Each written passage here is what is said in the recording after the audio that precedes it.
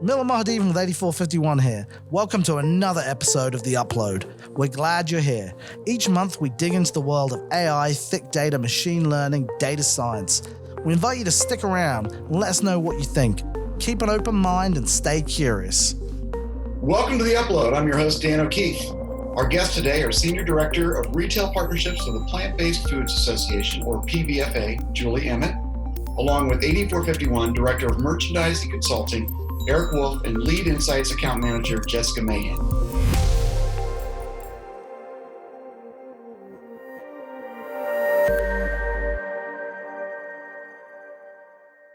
Welcome to The Uplow'd, guys.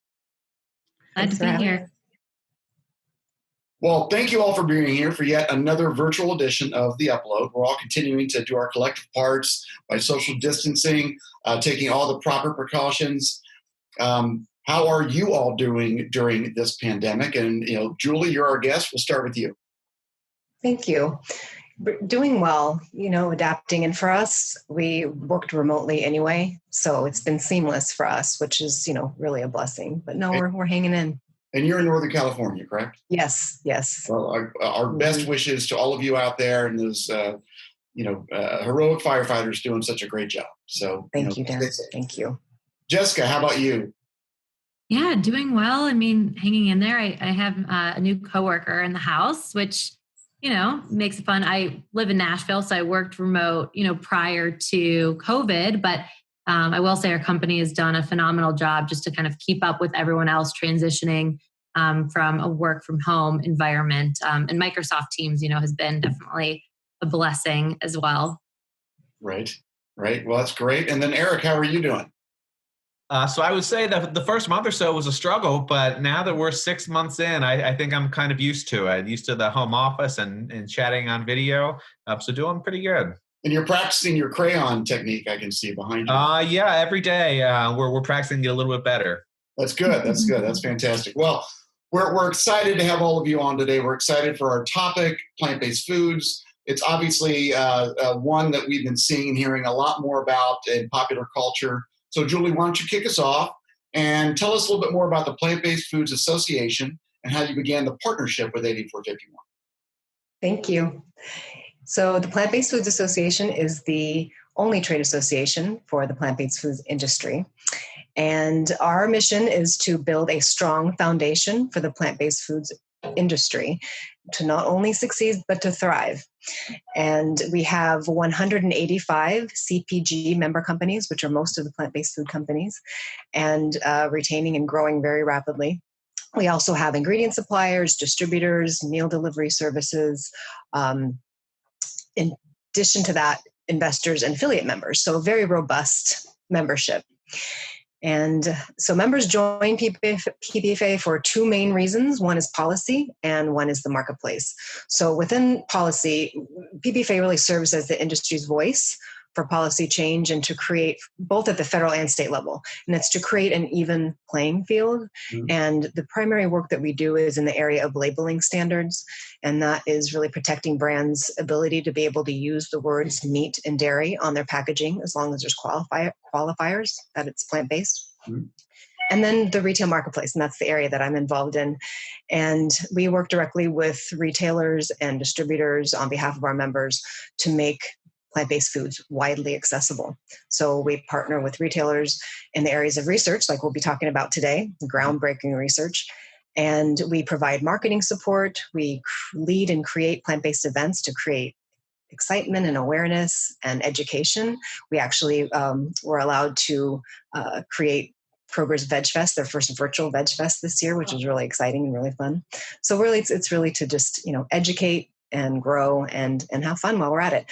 So in terms of how this partnership began, early 2019, we realized as an organization that, or as an industry, that with the growth of the flexitarian, so flexitarians are those that want to eat meat and dairy less or only occasionally, and they represent over a third of the population. Mm-hmm. And that's compared to vegetarian. So those shoppers are the opportunity. And given the growth, the size of that shopper, and the hundreds and hundreds of new items being introduced into into distribution each year, we knew that merchandising was going to be the biggest opportunity and potentially the biggest challenge. So merchandising decisions up until this point were made primarily based on opinion, educated opinions, but opinions. There was not evidence-based research available. Okay. So we were in pursuit of finding a retail partner that was willing to conduct a control store test, and not only conduct a very, control store tests are quite disruptive, but very effective. So to find a retailer that was willing to do this and willing to share the results on behalf of the industry. And you can imagine how excited we were when we learned that we were going to be able to work with 8451 and Kroger. I mean, just an amazing opportunity.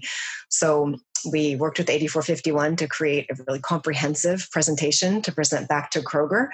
Jess and Eric have just been so instrumental and incredible leaders in this whole project. And we presented it back to the Kroger meat department, and they said that this was perfect timing, that they were wanting to learn more about plant-based merchandising as well. And that's how the partnership was born. Great. It was meant to be. Yes. How did you find 8451 or Kroger? I've been in the retail industry most of my career, so I was very familiar with Kroger. Gotcha. And had worked with dunnhumby in the past. And so we were, we talked to several different retailers, and we just, we knew a few influential champions internally at 8451 that understood the importance.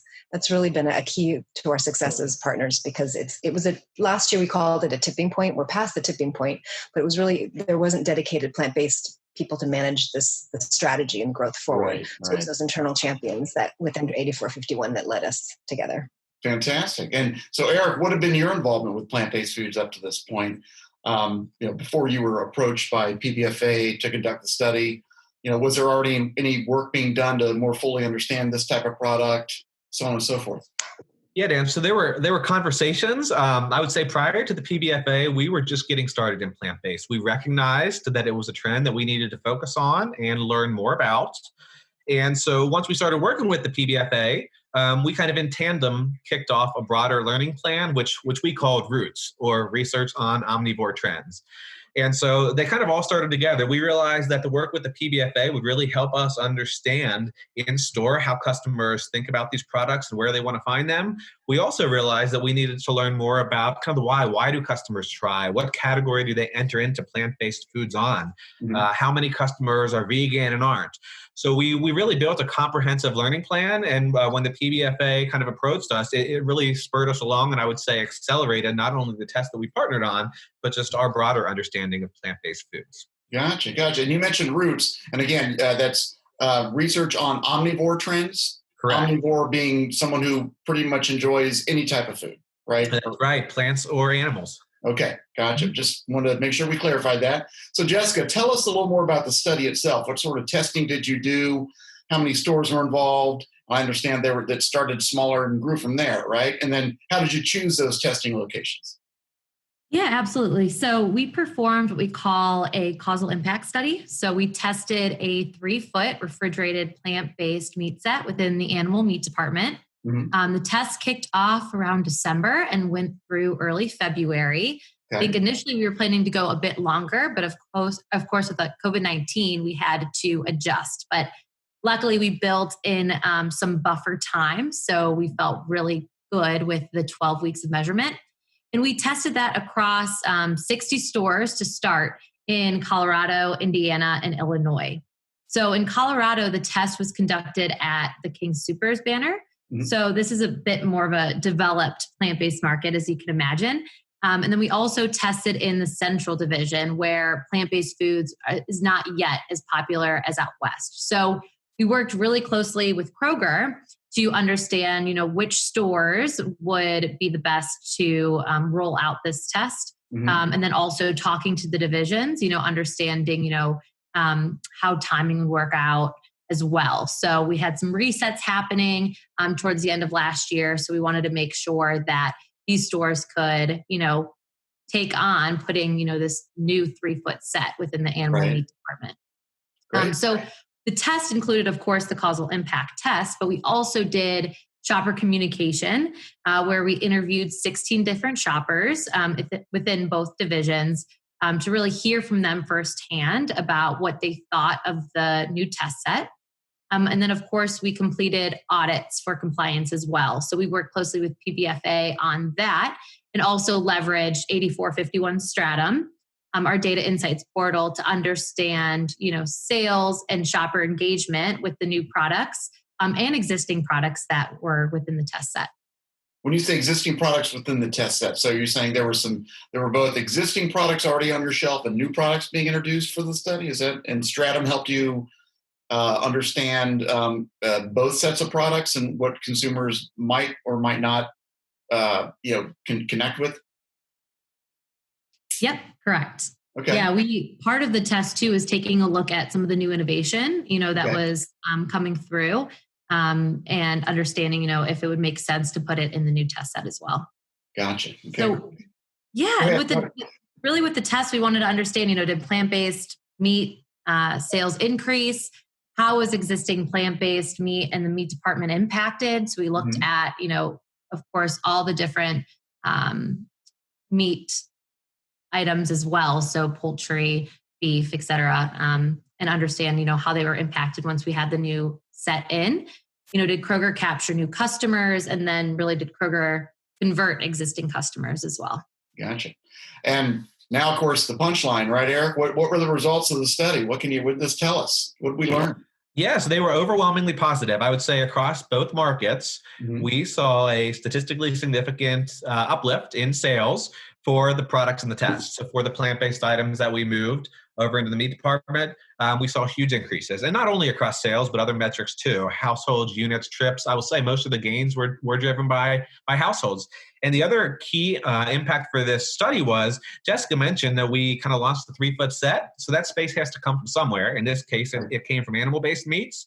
So the other really important thing for us was to look at those products that we had kind of cut back on and make sure that we didn't do much harm. And at the conclusion of the test, we saw that we did no harm. So we generated lots of uplift on the plant-based items. We did no harm to traditional animal-based meat. So across both King Soopers and Central, we viewed the test as a big success. So both can coexist, right? Meats and plant-based, as far as we could tell from this study, right? They can. Yeah. And so, Julie, what does this do for you and your organization? How does it change your understanding of the types of shoppers that buy plant-based foods and what motivates them? Yeah. Question. So we knew going in that with all food purchases, taste is the number one driver. So of course it is with plant-based foods too. The close second reason why shoppers are purchasing plant-based foods is for health. Okay. And you do see that health-minded shoppers tend to be baby boomers. So again, this is what we knew going in. Millennials and Gen Z make up 30 and 32% of the population respectively. And they are really fueling the growth.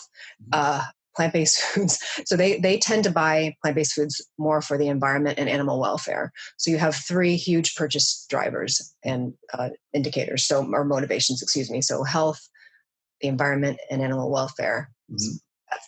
That explains the amazing growth, huge potential.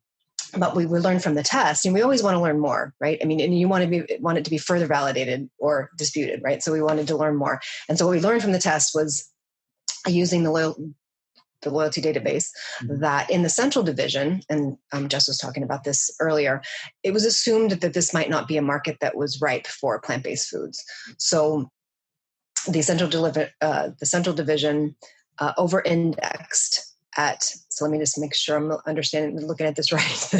I have a note here to make sure I get this right. So the shoppers opportunity and new household over-indexed. So 130 and 131 respectively.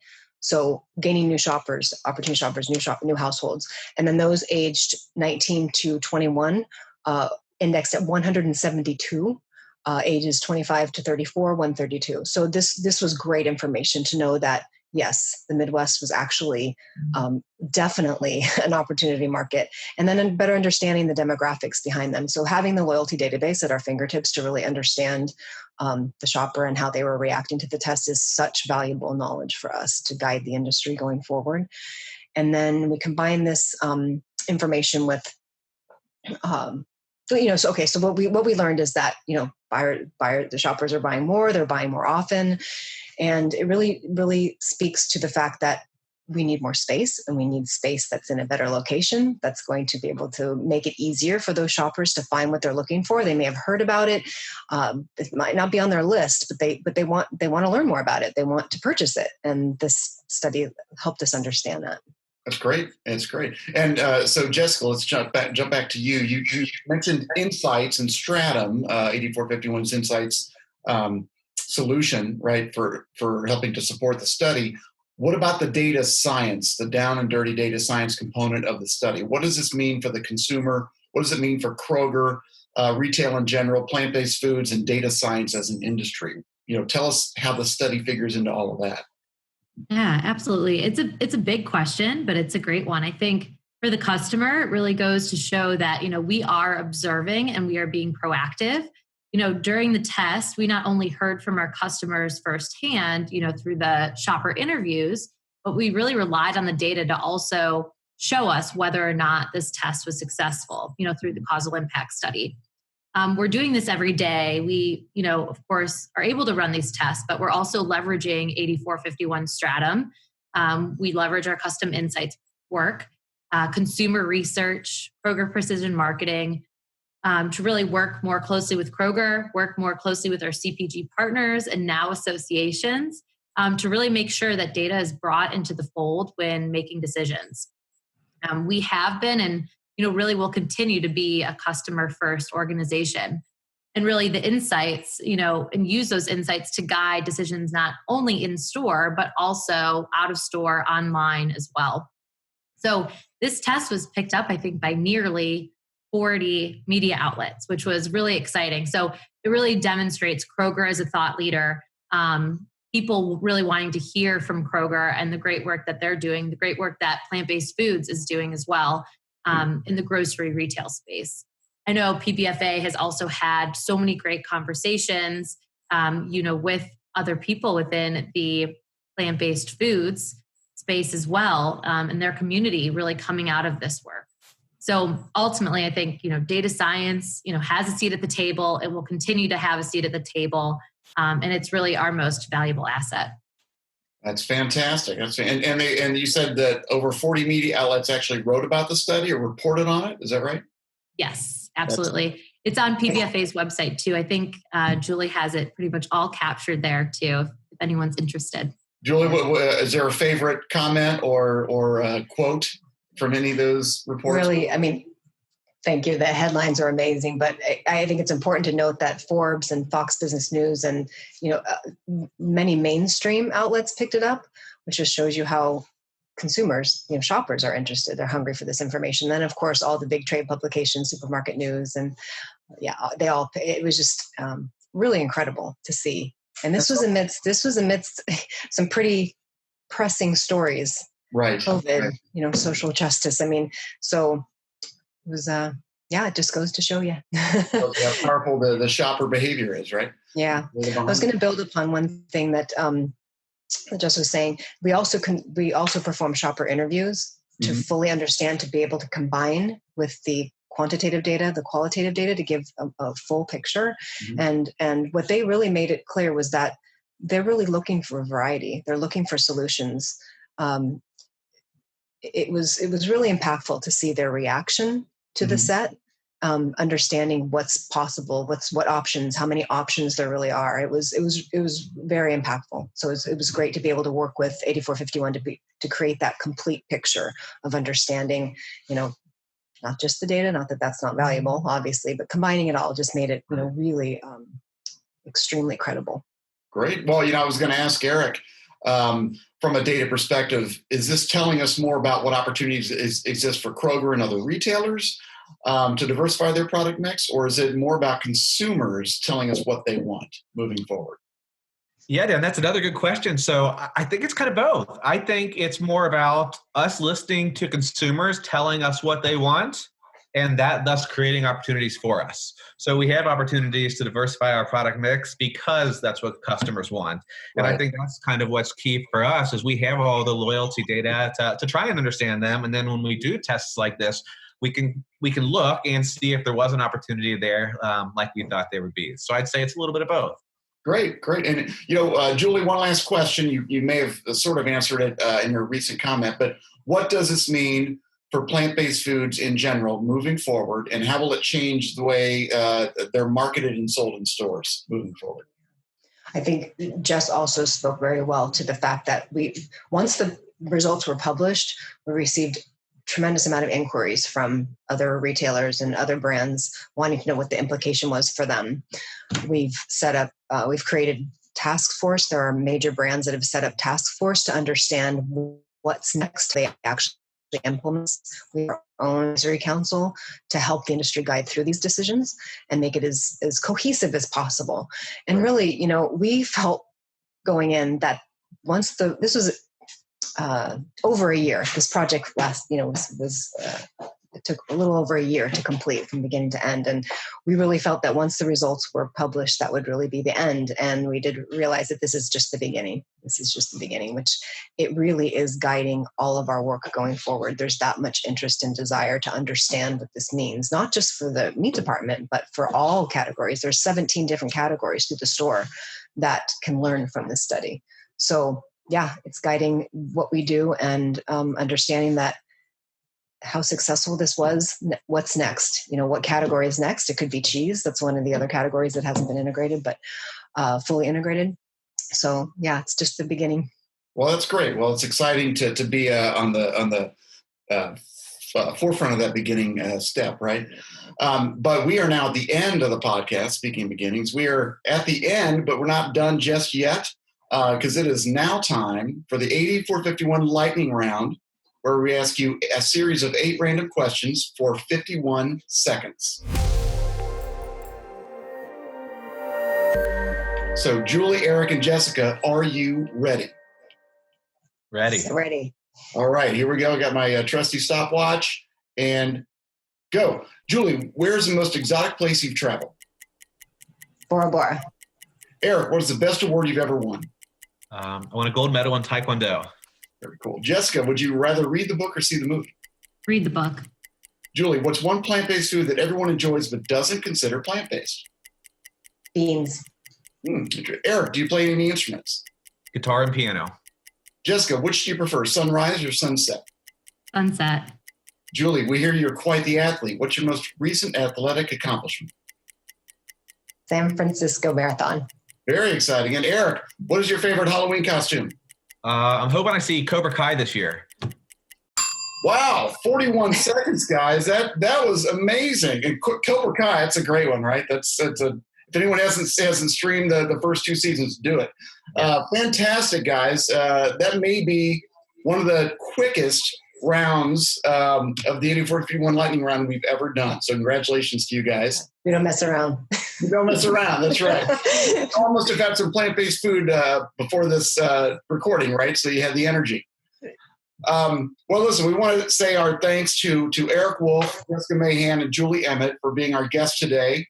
If you've enjoyed today's episode, please subscribe and share with all your personal professional networks. I'm your host, Dan O'Keefe, and we'll see you next time on The Upload. Thanks, guys. Millen here. That's it for this month's episode of The Upload. We hope you enjoyed it and hopefully learned something new. Remember to give us a like and share your feedback. Until next month, stay curious.